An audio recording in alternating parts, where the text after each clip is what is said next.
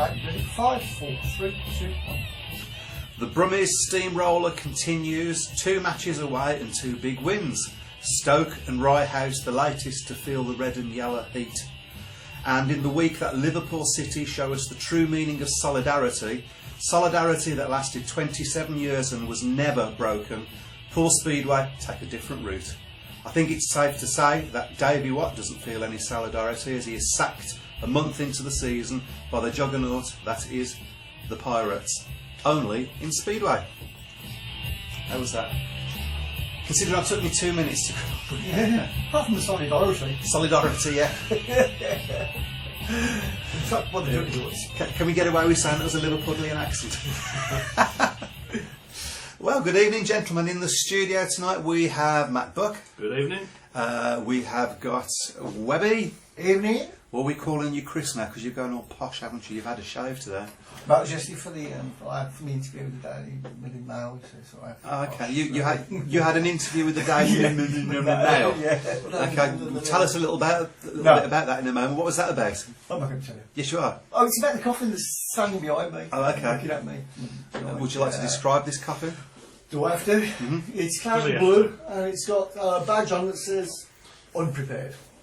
Fair enough. That's the only And thing right about it. is there any truth in the rumour that it's going to be repainted green and white? No truth whatsoever. It should be. And also in the studio tonight we have one Joseph Harris. Didn't think I was here for a moment there. No. I'll tell you again, because I'll turn your mic on this time. So you wasn't here. You actually wasn't here. That was perfect. Can't get the stuff anymore, can you?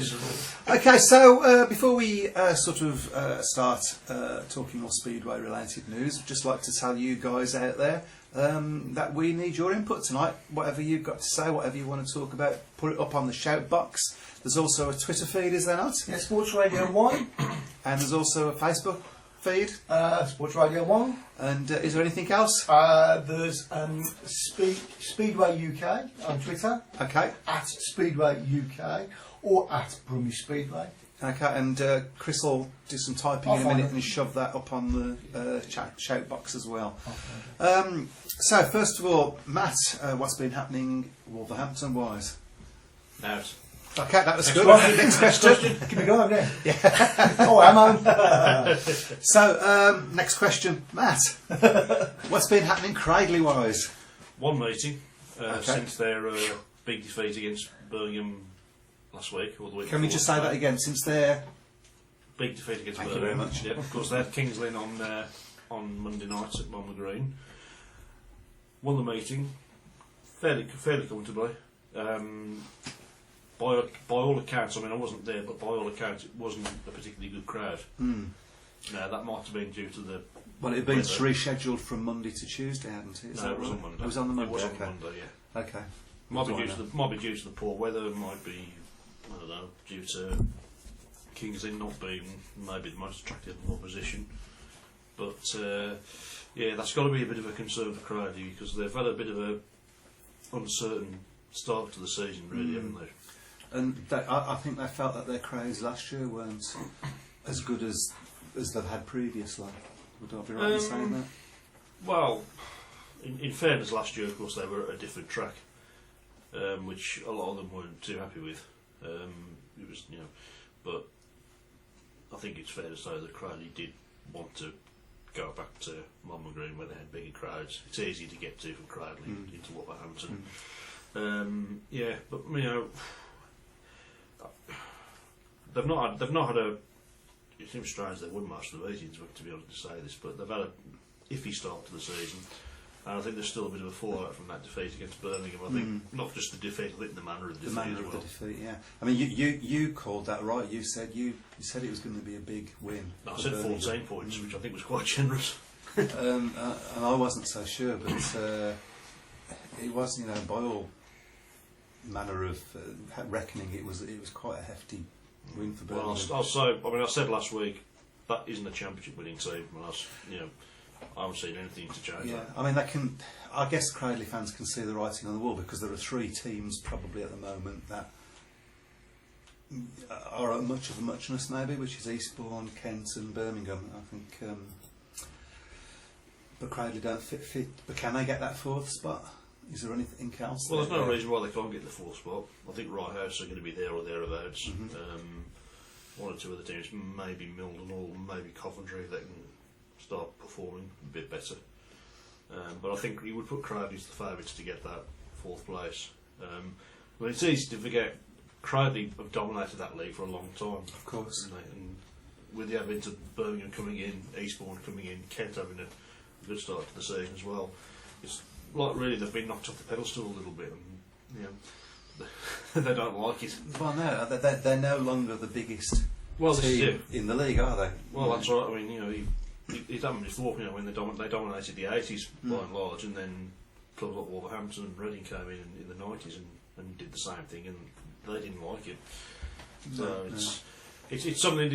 When you've been used to winning pretty much everything in sight, then you have a season where you don't.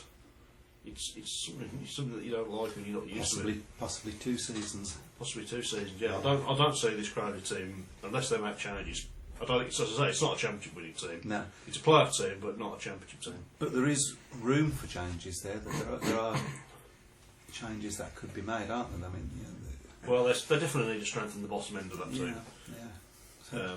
Because I mean, I said before the Birmingham match, I didn't see in that meeting where Cradley were going to get any advantages other than possibly 13 and 15. But and they didn't even manage that, did they? By that stage of the meeting, you can't go into meetings just hoping to get a heated advantage in 13 and 15, and that'll swing it for you. Yeah, I think you say that, but we sort of did that all season last year because we had a very top-heavy team, maybe even more top-heavy than the Cradley team.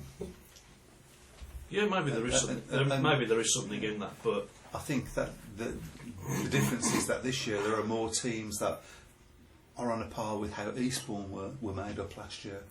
And we're honest, Eastbourne were a better team. Well, look at the Birmingham team from last season, and they did have a strong top end, but every single meeting you can pinpoint to at least one rider who stepped up to the plate. Yes, and that was what swung the meeting for them. Yeah, I don't see that with Cradley this season. Okay. I think that's the difference. I think without that hidden gem that is Zach, it wouldn't have gone anywhere near as well. Well, that's right. I mean, that was the big bonus for us, is we had 2 big heat leaders, and then we ended up with 3 almost overnight, and we're sort of doing the same again this year with Jack Parkinson Blackburn as well. So it's all good stuff. It's all about signing the right riders. Right, so okay, I guess we better. Can I just say before you do move on? Of course you I've just had a bid for £112 from my coffin. £112. Yeah, which takes the total with the money we raised to £262. I think. Okay, and is this money We're going to Birmingham Children's Hospital. Birmingham Children's Hospital? Yeah. There you go. So maybe we can put a link to, if you've got some photos on. So we'll put a link on for people to see that if you want to join in with the bidding. Yeah. I'd just soon like to get it out of this place as quick as I've possible. had enough of it now as well. You had enough of it. There we go. Hey ho. Right, so before we talk about Birmingham, and I'll ask you the question that I asked you last week, was can you see anybody actually beating Birmingham this year? After 2 fairly decent results away from home. I'd like people's opinions on the Davy Watt situation. So this is because I'm a bit undecided. I can sort of see both sides. I can certainly see why Davy Watt's why he's not happy. You're never going to be happy when you've been sacked. So we have this situation where Paul are steamrolling most teams. They've had a couple of losses. Coventry. They've lost Lakeside, they lost to, and of course they lost against Coventry last Friday. So, but they're situated well towards the top of the league, aren't they? And you can't really see anybody challenging for that. I wouldn't have thought. Injuries obviously may change that. But Davy Watt wasn't scoring as many points as his average. But I think he's having a bad season so far, basically.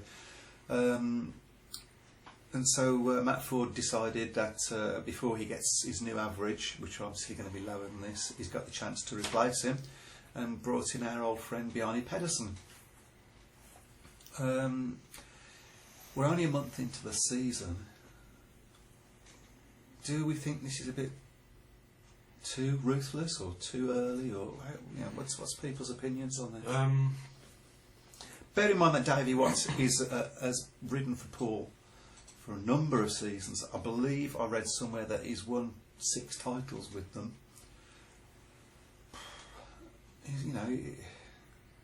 Where is that solidarity? Where is that loyalty? Your opinion? Well, again, I mean, I can see both ends of the story, to be honest, because Paul wants to win the league. Nothing wrong with that. They obviously feel David Watt, who has had a poor start to the season, he didn't have the best of seasons last year, in my opinion, at least. Okay. I can, to a point, I can understand it. It wasn't an element of ruthlessness about it, and I can understand why David wasn't unhappy, mainly because it's loss of earnings for him, because he isn't going to be getting as many meetings. But I think the big surprise for me is not so much letting David Watt go; it's who they've brought in to replace him. Because Jarni Pedersen has not been particularly impressive for Leicester last season. No.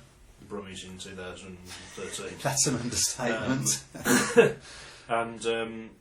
Obviously he's got a tremendous record at Poole, but it's about 10 years since he last rode for them. About 10 years. Right. And I don't see how he's going to get that sort of form back. I think it's the wrong move. I think they would have been better off sticking with Davey Watt. That's looking at it from the side of winning the league. Or carrying on performing. So it could come back and bite them on the foot. Well, they could do. I mean, it's happened before with teams. They've sort of left it too long to make changes, and then it's bitten them. So I suppose they don't really want to take any chances, because Paul Speedway, at the end of the day, whether you like them or not. I mean, a lot of people criticise Paul. Myself included, I've been guilty of criticising Paul. But at the end of the day, I don't really blame Paul. I blame the system for allowing them to do it. I totally agree with you on that. But if they want to take advantage of it at the end of the day, that's their prerogative to do that. So I guess the criticism has been levelled that it's not a level playing field, that they have got all these assets and all these contacts and all the advantages that they've got. Which basically means they get first shot at all the good riders and so on. But I guess the counter argument is, well, so what? If you want the same advantages, do the same work, do the same things, So it's a damned if you do, damned if you don't situation. Paul are in a position though that they can afford to do these things, whereas a lot of other clubs in there they probably can't. No.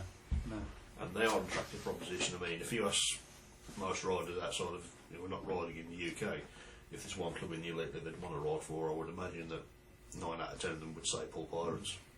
Yeah. Certainly wouldn't say Lakeside. Or Leicester. Oh gosh. Well, yeah, that's. I think that seems to be the big problem with Leicester, to be honest, but that's another story. Oh, Leicester in the wrong league. I don't think it's necessarily that they're in the wrong league. I just think, given that they seem to be set on racing on a Saturday, which clashes with your they are in an unfortunate position. I mean, don't get me wrong. It's like going back to the old days. What is the reason they do it right on Saturday? That's just their chosen night. That's what. Yeah, I feel they feel they get. It is nostalgic going to Speedway and what you got on a Saturday night, because I mean that always used to be the main night of Speedway in this country. Never at Birmingham, so it's sort of here. It doesn't feel that way. Birmingham, obviously, Craig and Coventry both rode on Saturday for many years. Bradford as well, years ago. I don't know whether they're in the wrong league. I don't think it's necessarily that they're in the wrong league. I just think that I think there's fundamental problems at Leicester that stretch beyond the riders. To be honest, they haven't got a particularly good reputation with a lot of people. I know that there's been a big turnover of stuff. Okay, yeah, I've heard that. That's where they've done for a long time. It's unfortunate, because I think that was such a fantastic opportunity that they got to bring Speedway back into Leicester, and I think you could argue in some ways it's been wasted. I think so. I mean, they had the opportunity that Birmingham would have killed for. Yeah. You know, Purpose-built arena. Yeah, Their own absolutely. arena. There's a lot of land around in that venue, Right, and I think probably a lot of it could have been planned a little bit better. right. There's obviously been a lot of criticism with the track. The track, yeah. I think it's because in how long the straights are, I think the bends are far too tight. It's got no banking at all, so Yeah. there's no outside line. So it's a little bit like Newcastle seems to be what Newcastle. I've not been to Newcastle, but from the footage I've seen from Newcastle, it can be a little bit like that. it's very long straights and very sharp turns. Yeah, it's unfortunate, really, as I say, because it could have been something really special that they could have done at Leicester. I think probably one of the main reasons they moved into the top flight was because Coventry were there. Now it'll be interesting to see whether they stay if Coventry don't reopen next season. Yeah, that's Which obviously, of course, we hope they do. But yeah, absolutely, because we need to have somebody to not like. I mean, that's what's that's the essence of sport, isn't it? You know, it's those rivalries. There's got to be some sort of trial. I mean, the difference between Speedway and other tribal rivalries, with the possible exception of Cradley, I've been made to believe, is that you go into the bar with the same people that you've just been having banter with, and have a drink and so on. Probably carry on the banter. Something that doesn't happen in football. No. Happens in rugby. Another sport that seemed to have got it right on that side of things. So, okay, talking about tracks, what's the situation? What's going on at Bellevue? What do you reckon the odds are of them getting a match in this month? This month being May, the next month. looking at the forecast, I think very small, to be honest. Is it because it not being ready? Or? No, that had problems with. It seems interesting that the problem seems to be in the same bit of the track, Right. the third and fourth bend. Now you wonder whether there's something wrong with the land actually that they built it on. I know it was flat land, but whether it was Somebody has told me. I don't want to drop any names here, so we'll leave it at that. Somebody has told me that the real problem is actually underneath the track, what they put underneath the base, under the shale. That is actually where the real problem lies, and possibly all the way around the track. Yeah, I mean, Bellevue have had a lot of criticism, to be honest. They didn't build the track. I think their PR's not been very good, but I don't think much of this is down to them. I think where they've let themselves down is over some of the PR stuff and letting, even though they knew that there was a problem on the opening night, they decided to let everybody in, which was bad for Speedway. Yeah, absolutely. Especially with such a lot of publicity and the fact that so much hype and anticipation surrounding the new Bellevue stage. And a shame also because they seem to have a half decent team this year. You can't be doing their finances much good because they're having big away wins and they're not getting any home income to balance it out. No, absolutely. But I believe they're going to try again this weekend to have another meeting. But looking at the forecast over the Easter period, it's not particularly great. I know it rains all the time in Manchester, but which isn't ideal if you're a Speedway promoter. But all being well, they can get something there. Probably, I think probably a chance of it's going to be a Bellevue Colts meeting, which is going to be quite low key, and that's probably what Bellevue need, to be honest, to start there. Just to get a couple of low key meetings in. Get it first, sorted, yeah. Then maybe get an elite league meeting, or because you've got to remember it's less than 100 days now before the World Cup.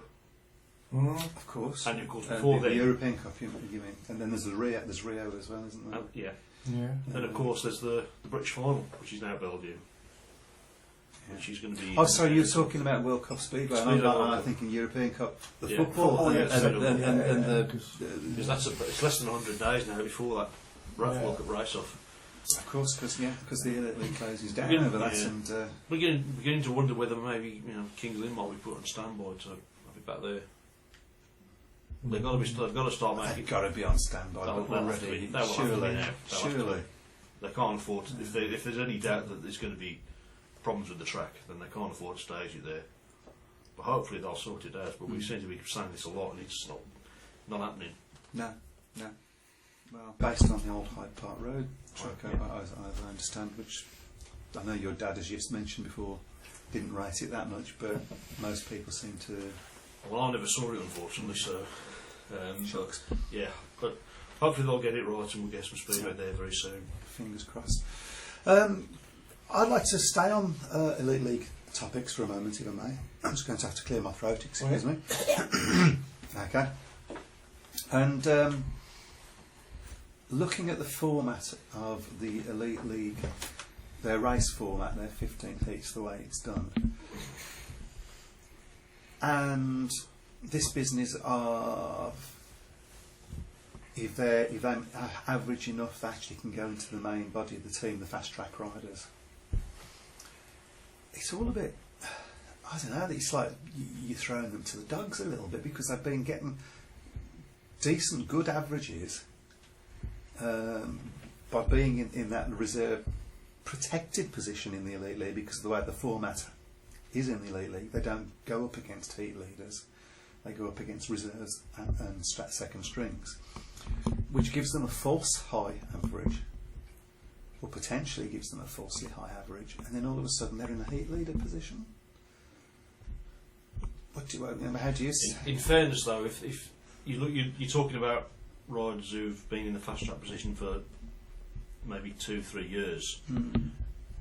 You know, they're not going to learn by just riding against the National League riders. Absolutely, yeah, I totally agree with that, and I've got no problem with them going into the main body of the team. My problem is that they've got this falsely high average. That if the system was how it was before, as far as the heat format is concerned, they might get a decent high average, but it would put them in a second string position perhaps. Some of these are going into heat leader positions. I think there's a couple have gone into as a number one, hasn't there? That can't be right. Probably there needs to be an assessment on converting the average from a fast track rider when they go into the main body of the team. Some of them should. Some of them, you know, you've got riders like Paul Stark and Carl Newman who've done it for a couple of years now. They should be able to be reasonable standard in the second string position. Carl Howth as well, of course, shouldn't really be a fast track rider. And of course you've got riders like Adam Ellis who, I mean, he beat Freddie Lindgren the other night. I don't know whether you saw that. Well, obviously you would have sort of seen that. So it you know, it's worked for him, presumably, but it's the other side of the coin as well, because all of a sudden you've got heat leaders in that reserve position, possibly going up against fast track riders. I mean, I think the format needs to be looked at. To be honest, I think the format is wrong. I think a lot of the top riders don't like it because they're, you know, I think one, I can't remember which rider it was, but one of the top riders in the Elite League did say that they didn't like the format because every single heat they're going out against another top rider, so it's pretty relentless. Yes. Yeah. So yeah, I think they do need to have a good review of that format. And it's not in the winter. As a match is concerned, it's not an even match, is it? It's the same riders up against the same riders all the time. So you're not getting a true view of which team is better. I didn't think there was anything particularly wrong with the old format, to be honest. No. I think it's the old adage of if it's not broke, why? Well, it was this business of bringing the fast track riders in and protecting them, and then saying that they had to stop at reserve, which made sense. That sort of did make sense. But now that should it be two fast track riders, or should it be one fast track rider? One fast track rider, in my opinion. Yeah, I totally agree with that. And it should also be the same in the Premier League. They should have their own fast track. I think so, but system. the bottom line is the Premier League ain't having it. Yeah. I don't agree. I think the Premier League should embrace it, to be honest. But the Premier League has perhaps the biggest amount of power in Speedway at the moment, and so can do things like that. I think certainly riders like Alan Miller should be riding in the Premier League and not being a fast track bully in the National League bully. He's not, but he got a beat the other day. Did you see that? So that was, he's not unbeatable in this league. Yeah, but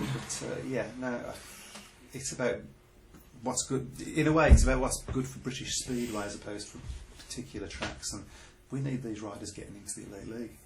We need these riders competing on a world stage, because that brings success breeds success, and that also brings us print in newspapers and on television, in local television, and you know, and that's what Speedway so desperately needs. It needs a successful national league team, national squad. Having a world, obviously, Tom Wolfen's obviously had a lot of press coverage in the last couple of years through being world champion, but you could say the same thing when Mark Moran won it in 2000. I remember even back to when Gary Havelock won it in '92. Everybody said, "Oh, you know, it'll be the kickstart Speedway needs." Never really happened. No, it's not on the back of anything. It's not. It's just because it's a solitary success. It sort of highlights the rest of the unsuccess, if that's ever a word. Yeah. I think I did, yeah. But that's okay. English language is great like that. And just quickly, a good evening to ELO. Hello, Ella. How are you doing? Greetings. So we're sort of in agreement really that the format. I didn't quite think it through. It was a bodge job really Yeah. for me, Yeah. so I just rushed it through, hope for the best. Yeah. So I guess they thought, yeah, we need to get the fast track riders into the main body of the team, but didn't look at the consequences of doing that, which have been interesting this week, as some of those riders have got averages. So shall we talk about Birmingham Speedway now? I think I've put this off long enough, haven't I? No. We've beaten 2 teams away from home by reasonably big margins. One may be a surprise, do you think? Rye House, you mean? Yeah. Possibly. Well, I didn't mean Buxton. Or Stoke even, because Buxton, Stoke, yeah. Sorry. I mean, I think it's going to be interesting to see when we go there in the league. Whether we've got our full team for that one, and how the full team sort of serves different, because obviously we had a ringer in place of Zach, but we know that Zach didn't ride Rye House very well last year, And it's not Tom Perry's favourite and track. it's certainly not Tom Perry's favourite track. Although Tom Perry at the moment probably would do better Tom, well, yeah, we'll have a chat about Tom in a moment, because he's definitely having the season of his.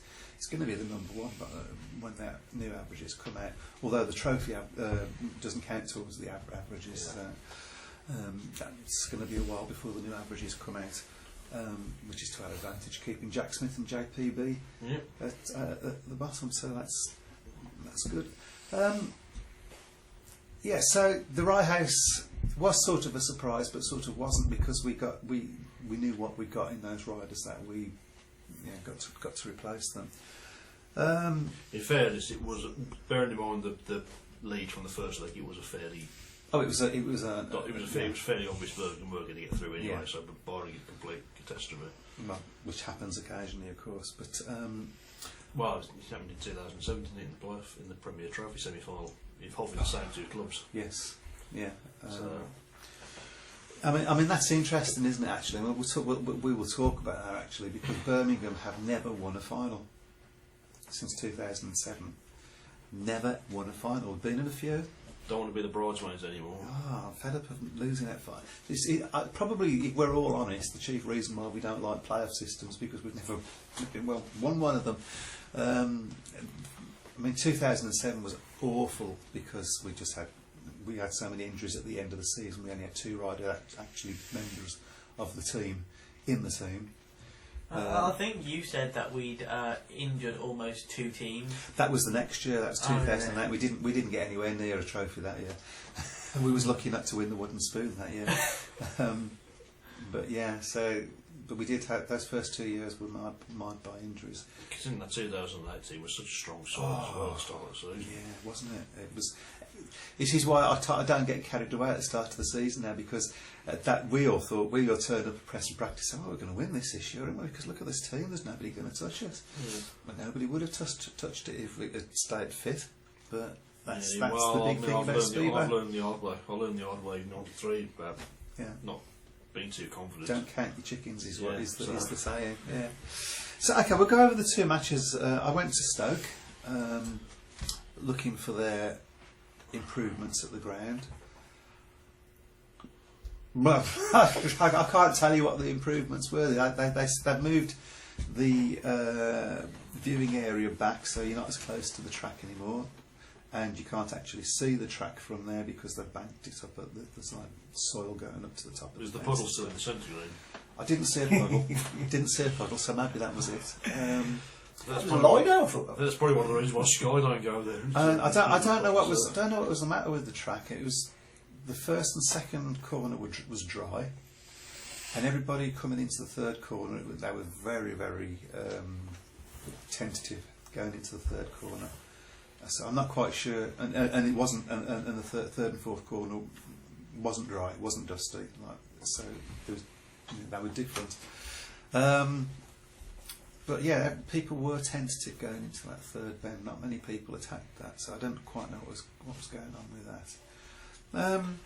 But an interesting match, because we thought at the beginning, well, we're being given a match here because we'd get a 5-1 and they'd get a 5-1 and we'd get a 5-1. What was the crowd look? I can imagine there were plenty of Birmingham fans. There was well, there were more, from what I could see anyway, there were more Birmingham fans than there were Stoke fans. Although I did go and buy some chips at one point, and went inside, and there was a lot more in the bar area and stuff. So What are the chips like? they're sort of these long things. Oh, okay. Well, that's weird, isn't it? I thought they were really short. They weren't. Stoke are very famous for their chips. Oh, they weren't the best that I've tasted in my life. Oh, right, okay. Possibly because I had an argument with the lady behind the till. Oh, we won't, it's stuff. Yeah. we won't talk about that. Okay. But then I think that our riders, about halfway through the match, started working the track out and so on, and pulled away. It was so it's nice to be in a match for the first half of the match, and then it was all Birmingham really. So forgot the best one. Who is the worst you have ever seen? This is ELO asking the question. Yeah. Oh, who would you Who's say? that, Brummie rider? Okay, who would you say is the best Brummie rider you have ever seen, and who is the best rider you have ever seen? And then he says, forget the best one. Who's the worst you've ever seen? Okay, we will answer that. I don't know how many Birmingham riders you've seen, Matt. So No, it's just 2007. okay, so who's the best Birmingham rider you've ever seen? Christopher Casper. No, not. Oh, you've probably got to say Jason Lyons, haven't you? So, I would have been surprised if you hadn't said Jason. I think since 2007, Jason Lyons. Yeah. Best Brummie rider for me is probably Hans Nielsen. I don't think you can argue with that, really. well, I mean, I know he achieved his success after he left Birmingham. Yeah, but he was still. But he was almost unbeatable around Perry Bar. He really was. I think he finished one season on an 11-point average. So that was. When he had the one season at Oxford, I think it was 86, where he had a 12-point average away from home. Right. So And this wasn't a week. It wasn't a week in top flight like it is now. Then, yeah. So well, good rider. I obviously I want to speak for your dad now, because I know which rider he would say, and that would be Graham Warren. Yeah. I would expect. And that's certainly the one that my dad would say. Everybody goes about how great Graham Warren was. It's a shame there's no footage of him, really, isn't there? Is it not at all? No, There's odd bits, snippets, but they I'm don't. sure I saw a little bit. Yeah, they don't sort of give you No. the flavour of what he was like. Lots of photographs. Oh yeah. Loads of photographs. Who's the best rider I've ever seen? The one that Definitely impressed, not Matt. the one that impressed me the most, and this is going to be quite controversial for obvious reasons, was Kenny Carter. Oh, that's okay. Yeah, I thought when I saw him, he took my breath away the first time I saw him riding against the Brummies. Although Andy Graham did beat him that night, it was one hell of a match. My favourite rider was always Andy Graham. So, yeah, there you go. What about you, young man? Strange that you say Carter and that one, because I think people who don't know about Speedway, there's certain names, isn't there, in Speedway that think, oh yeah, I know that. Yeah, I know that. well, bloke, he's very but, infamous for what happened with it. Yeah. And let's not go into that. I mean, the one regret I've got is that I never saw Kelly Moran ride.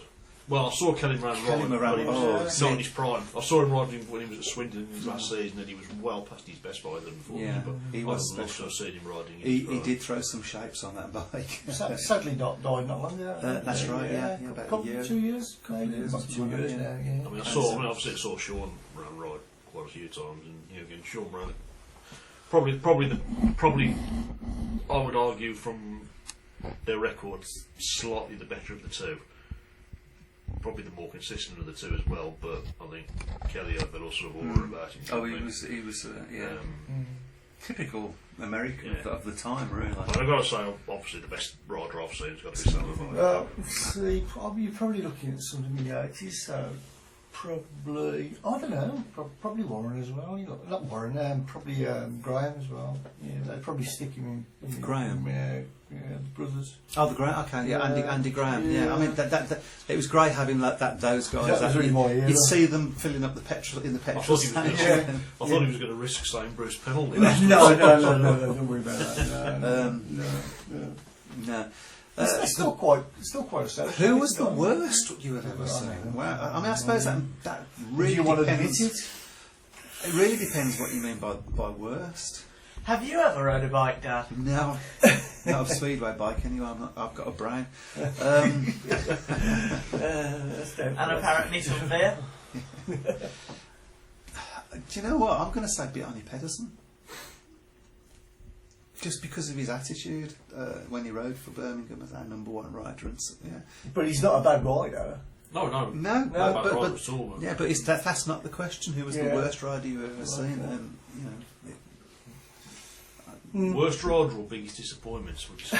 Well, it certainly was the biggest disappointment. I can't really think of anybody else. For Birmingham, the ones I've seen, I would probably say Mattia Carpenese. Well, yes, he wasn't. I don't think he ever scored a point, did he? No, he didn't. And you could be horrible and say Harvey Banks. You could, was it from last year as well? Yeah. But I still think that lad's got something that he could score points in the National League. Worst rider I've seen. I've seen a few candidates. I know that. Probably from a Wolves perspective, probably the biggest disappointment for me was probably Neil Evans when he came back to Wolves in the mid '90s, because he'd had a really good season at Sheffield in the second division the year before. And very different track. Everybody was expecting him to do in fairness, he'd had a lot of bad injuries at this stage of his career. He was past his best by then, and his knee couldn't cope with the tight turns at the Wolverhampton. But it was a massive disappointment. I think we signed him on a 6-point average, and he ended up on just over a 3. Wasn't he a one-time Brummies rider as well? Neil Evans, he rode for, but he wrote Birmingham. Well, he is a Brummer. He comes from Birmingham. Ex-British champion, of course. Not when he was riding for Birmingham, unfortunately. But famously joined Birmingham when he was underage and lied about his age. Oh, right. So he rode a few meetings for us, and then they stopped him until he was the right age, which was a couple of weeks away. Yesterday, isn't it? It's probably a lot of Wolves fans who remember him would probably say Jerzy Kowalski, the polar row for the club in the 70s. Okay. I think the famous story I heard about him was that he was sacked after about 3 matches because he didn't score a point, and he said that it was the club's fault because they'd given him a rubbish bike, and apparently Bruce Cribb tested the bike and offered to buy it because it was better than his own. So another one that comes to mind is Mark Cherry, who came over, American rider from California, who came over with lots and lots of hype about he's going to be the next Bruce Pennell, which of course every American rider that ever came over was always going to be the next. Was always going to be the next Bruce Pennell. In terms of acting, I hope. Oh, God. Oh, of course, he went to a cop thing. Chips. Of course, he was in Chips. Oh, Jesus. I watched a film once. I'm digressing now, but I watched this film. The film once as well. I was watching this film. I watched several. With a girlfriend at the time, and she brought this film. She says, "We'll watch this. It's got motorbikes in it. I know you'll like it." Okay, you don't say no, do you? So we watched it, and it was a horror film, and it was pretty dire horror film. But occasionally, in this horror film, this guy on a bike would come over and do a few tricks and then cycle off. No particular reason for this guy but doing this. There was no reason to do it. Anyway, at one point you saw him and it was Bruce Pennell. So what you're telling me is it was a horror film because of how bad it was scary. I'm just saying it was rubbish, basically. Well, because Bruce Pennell was in it. It was rubbish because it was a rubbish film, and because not a lot happened at the end of it, as far as my girlfriend was concerned at the time. But anyway, that's for another day. Who is the best of the new crop of riders out there who makes you think he will be a star one This day? question's tailored for you, isn't it? 'Cause I think- What is I'm pretty sure I know what you're going to say. What do you think? He's probably the one that's gone. Probably the one that's signed for. Lakeside? Yeah. You mean Zach? Yeah. Well, he hasn't gone. He's still. No, but he's not riding for the Brummies. Well, I'm wondering what Matt's going to say, because I think he might say the same as me. What's? You're just going to copy him now, aren't you? I'll write it down if you want me to. Is this Brummies riders? It doesn't say Well, Brummies any riders. rider, Any rider. It doesn't say Brummies riders. Out of the new crop. I think it's fairly obvious. Robert Lambert. Yeah. Probably. Yeah, exactly right. I think, yeah. Will be. Yeah, he's incredible. How old is he now? 17, 18 and years of age. he's beating elite league heat leaders from behind. You know, I mean, he's phenomenal, and it gives us hope for the World Cup and things like that, doesn't it? I would probably say Craig Bubba Cook as well, but unfortunately, because of his age, he's a late developer, isn't he? Yeah. If he was sort of Didn't hold John Louis back, of course. Oh yeah, of course. But I mean, if Craig Cook was sort of 5-10 years younger, you'd be really excited. Of course. about it. So where'd you rate Parker Blackburn in that crop then? Well, Long so way to go, yeah. I think he's an exciting rider. I mean, he's 15. 15, yeah. You know, you got to say he's an exciting rider. He looks safe on that bike. He looks exciting on that bike. He knows what he's doing. I mean, he's already had a couple of Heat 15s for us this year. It's only 15. Yeah, It's just that's ridiculous. But can I just say, no matter how good, how promising the rider looks, there's always the possibility of an injury. Of course, yeah. You don't know, and you see riders that Yeah. you think are going to be future world champions, and then they just. I mean, Kenny Carter would probably. Per Johnson was another one. I mean, he did become world champion, but he would have definitely won more world titles had he not had his back injury. Yeah, so you just don't know. You just don't know. But you know, he is an exciting rider. I think potentially better than Zach Vitanek. How exciting is that? Two riders. Oh yeah. I mean, how exciting is this team this year with all these young riders and all potentially good riders? Yeah. You know that. You know. I think the exciting thing for me as well is that they're all British riders, Yes. Yeah. which is important for British Speedway. I as mean, well. we've done it right this year for the National League Birmingham. I think we've Yeah. done it right. We've got young For riders. me, it's what the National League's all about. The only problem is that new thing about us might not being able to hold on to any assets. Well, yeah, I think that's the thing that will probably force us into the Premier League. I think it's almost. To be, I mean, a lot of my views on the Premier League are quite well known. I think there's so many problems in the Premier League. I'd stay away from it if I was Birmingham. But unfortunately, if Yeah, but that's the problem, because what the Premier League and I don't know this, so you know, this is a guess. People, please don't take me to court. My guess is it's that this thing about the assets has been sort of powered by the Premier League, because they're seeing themselves not getting assets, because they've been squeezed out of the assets a little bit, I think. Well, now they can, you know, although they didn't get Zach. Yeah, so. Well, with the Premier League, I mean, people say, you know, it's the best of the three leagues. Well, the crowds are still poor at a lot of these places in the Premier League. I think what would be perfect for Birmingham is that we could find somewhere in the West Midlands, Tamworth, because they used to have a speedway team, somewhere where we could open another speedway team to run in the National League while we're in the Premier League, and then they can. As a lot feed. As a Well, feeder Bellevue, club, yeah. I mean, Bellevue are doing that, aren't they, with the Colts? And of course, they did that. But I don't think we years can ago, do so- it. I don't think we Can't can do put it it at together, our track, yeah. you see, because of the things that are in place that Yeah. wouldn't allow it. Plus the fact I'm not sure how well supported a National League team would be if we have a Premier League team. I'm not. Yes. Whereas if you took it somewhere else, it's got a better chance of picking up that support. You'd also get Birmingham support. Some Birmingham supporters going to it as well. Yeah. If it was close. Tamworth, I mean, my dad's always said Worsley Green would have been ideal for a training track. Yeah. Yeah. It's just unfortunate that it's in a rough area of the city. So Yeah. Well. he got such a bad press when the Brummies were there in the 80s. Yeah. But it was rough. It was Although in rough fairness, track. the place probably wasn't anywhere near ready when No, Birmingham no. moved in. It was never ready. It was never finished. The place had never. I've been there. I've been there since. It Really? doesn't look like it's improvement. Sure. No, okay. So Ialo says, regards your question, best Brummies rider. No, Lord as the Stan. Lord Stan says, okay, I beg your pardon. Has to be. Yeah, but he did go. He did have a season Yeah. where he's in the top flight, Yeah, didn't he? he did with. He went to Bristol. Yeah. Because they wouldn't let us into the top flight. We won the league in '74, I think was the first time. I probably got that wrong. Somebody will tell me. And so he was ready to go up. Yeah. Because he was just beating everybody well miles by that point. So he went to Bristol, I think it was, with Crumpy. Well, Trump, yeah. Yeah, Phil Crump, on a sand track. They had a year of a sand track instead of a shale track because you could run it. Didn't when have it was motivation wet. either, did they? I don't. I don't. I'm not sure. I'm not So, entirely sure. so- They beat quite a few teams at home and didn't do so well away from her. And then he came and signed for us. And had a couple of seasons, I think, before he went back home. So and yeah, did okay. Billy Did Sanders okay. right for the Brummies for a bit. Billy Oh gosh, that wow! You're opening old wounds now. Yeah, well, sorry about that. He signed for us from Ipswich and was doing pretty well. We we were happy with him.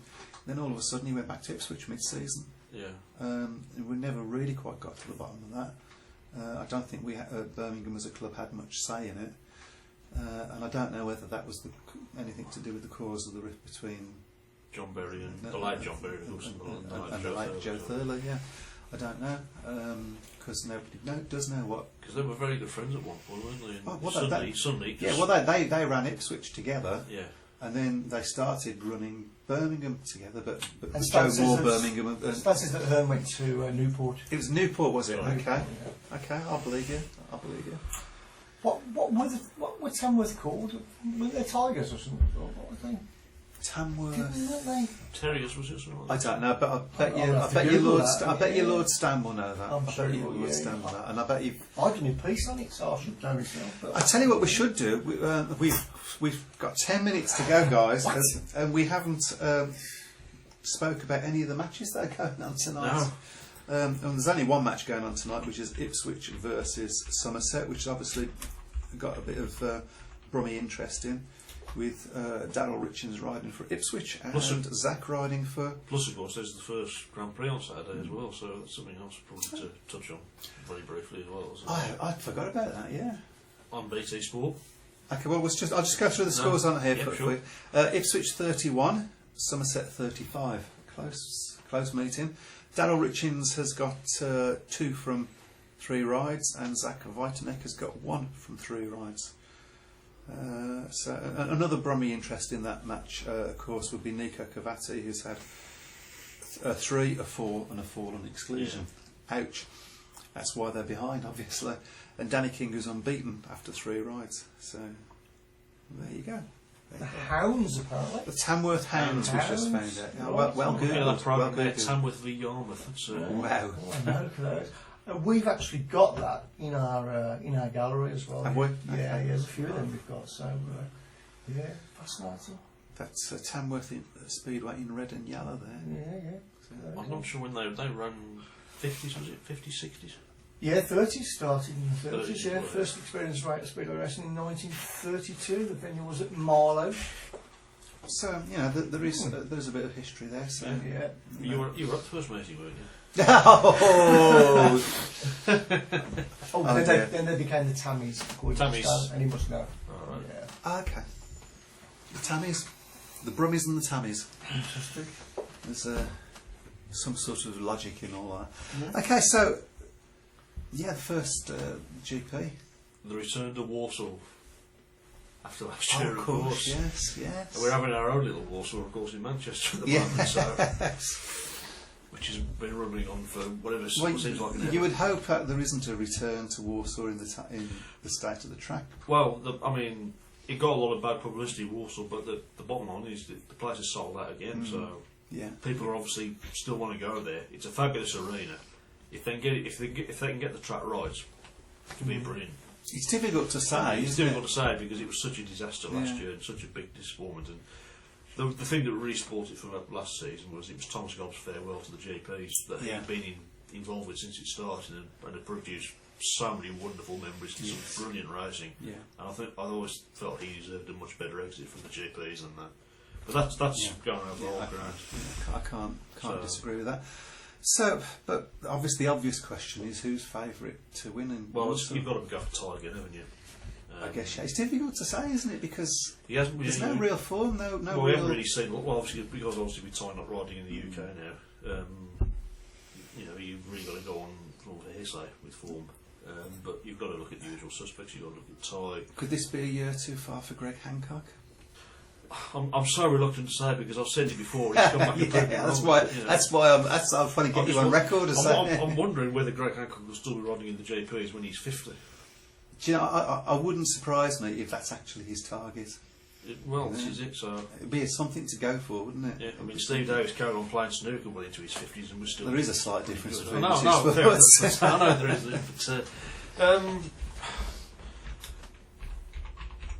But, I mean, people say Hancock had a poor season last year, but he still finished as runner-up. Yeah. You can never write Nicky Penson off. Of course. He's always a danger in more ways than one. What about somebody like Jason Doyle? Is an outside. He was superb last season in Wasn't he? GPs. And He's not had such a great start to the season, has he? Well, no, there is that, yeah, but I mean, you'll obviously take a lot of confidence from what he did last season. Although he's had a start to the season, some of these other riders weren't. I think he would have been a good bet to win in Melbourne at the end of last year if it hadn't been for that awful smack in the final. I wondered where you was going with that smack there. Well, but I mean, Ty's the man to beat, isn't he?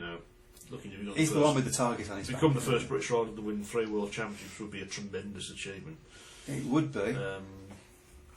Of course, there's this argument going on at the moment. Is how British is he? Is it just a flag of convenience? I've got to be honest. I mean, I'm a big Ty fan, as you know. Obviously, Of being an course. ex-Bulls rider, but I'm only putting that out there as devil's advocate. to be I'm honest. disappointed that he's not riding in the British Championship. I fully support him not riding in the Elite League because I think he's doing it for the right reasons. I would argue when he rode in the Elite League when he was world champion in 2014, and I would argue that he got injured riding for Wolves and it probably cost him the world title. Yeah. So I support him on that. I don't really support him riding in the British Championship. I think that's. I know a lot of you. I know there's the argument that a lot of the Australian riders didn't or don't ride in the Australian Championship, but that's a long way away. That's a slightly different situation, isn't it? Yeah. So, but yeah, you've got to go for Ty. Hancock, I think, will be.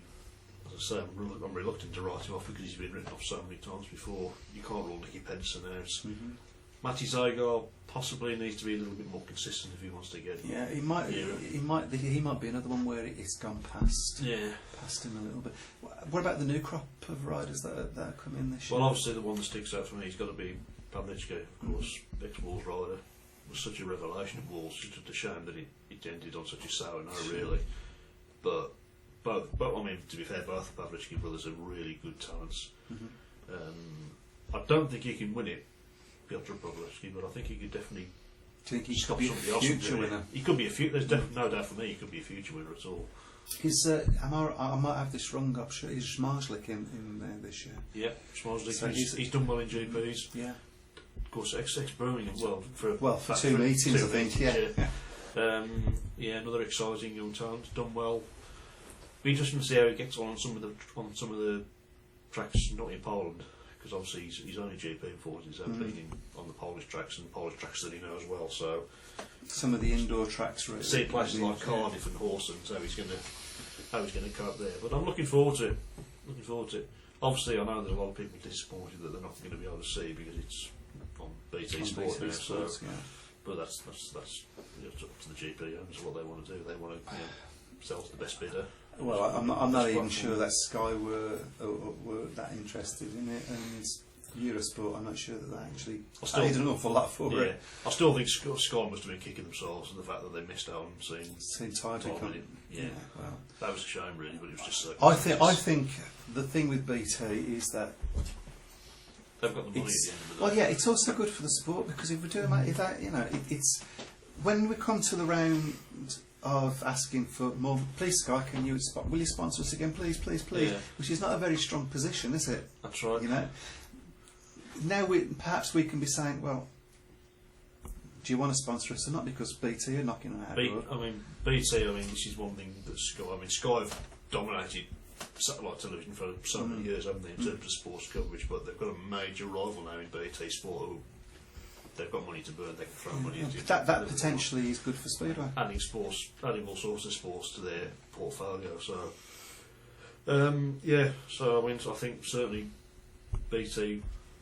I don't know whether they'd be interested in the Elite League as it is at the moment. That's the only thing. This was the question that I was sort of coming towards, where I think, as I understand it, when we have negotiated with Sky. They get all three leagues. They don't show all three leagues. They show the Elite League, the occasional Premier League match. Never touch the National League. You go to the Football League. They don't negotiate all of the leagues. Premier League negotiates their own deal with Sky, and then Championship are with Channel 5. I think Channel 4. I can't remember now. Yeah. Channel 5, yeah. Which really shouldn't. They'd be doing the similar thing in Speedway, saying, yeah, we'll negotiate for the Elite League if that's what you want, but we'll go with Joe Bloggs here for the Premier League, or, you know, I mean... I think the problem, of course, is that you've got representatives on the VSBA who are affiliated to all three leagues, aren't they? So that's really the issue. I must admit, obviously, having a Sky doing a National League meeting, it would be a bit daft if they did a Crowley meeting where the presenter's the chairman of the club. There wouldn't be any self-interest there, would there? Yeah, well, maybe not. I've got to be honest, actually. Excuse me. As far as we're talking about Nigel Pearson, of course, I think he's quite fair in his coverage. I don't think I've ever heard him go over the top or say anything much about Cradley when he's been on. I've heard him say a couple of times about Birmingham. He always mentions it was the fact that Greg Ankle wrote for Cradley, doesn't he? It's true. So it's fair enough, yeah. Yeah, it's true. I've heard him mention Birmingham, for instance, on a more than the odd occasion. So, you know, that's not necessarily a problem. Not necessarily, no. Yeah. So, anyway, we are coming up to the end of our broadcast. I can't believe it. We never even touched on... Sorry, we can't finish now. I'm sorry, the music started. No. I need a quick prediction. Birmingham, very, very two important matches coming up at home. Kent Kings followed by Eastbourne. Our probable rivals in the league. So, Birmingham versus Kent, give me a prediction. Birmingham by 6. As tight as that? Yeah, I think you're right as well. I think it's going to be a very tight match. I think you could even get to a last eight decider. Yeah. Birmingham versus Eastbourne? Minus Adam Ellis. Yeah, Birmingham, I think that'll weaken Eastbourne. Yeah. Birmingham by 9-10 points. 10 points. Okay, and Wolverhampton, they've got some matches coming up? 2 matches against Poole. Home and away? Home win, but I think narrow away defeat. Okay, maybe get a point. Okay. Maybe get a point. Okay, and Bjarni Pedersen to score? Not really bothered. Okay, fair enough. Okay, and we'd love to do this. I know Cradley got some matches coming up as well, but unfortunately we've run out of time. I'm sure we'll be talking about them next week on the Speedway Tavern. Good night, gentlemen. Good night, everybody. Good night.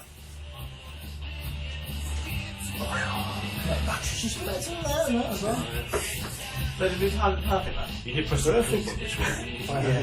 I did, yeah. It was his fault last time. I was in charge of it. That's why. Webbs.